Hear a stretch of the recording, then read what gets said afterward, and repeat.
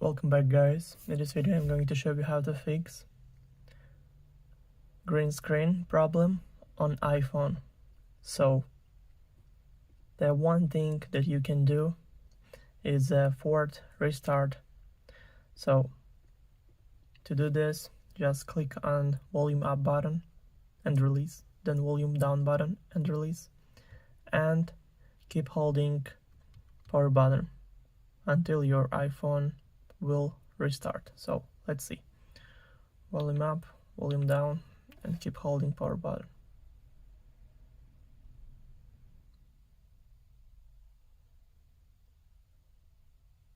About 15 seconds.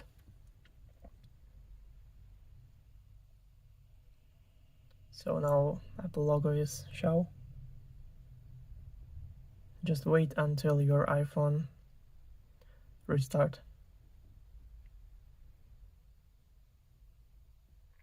So that's all.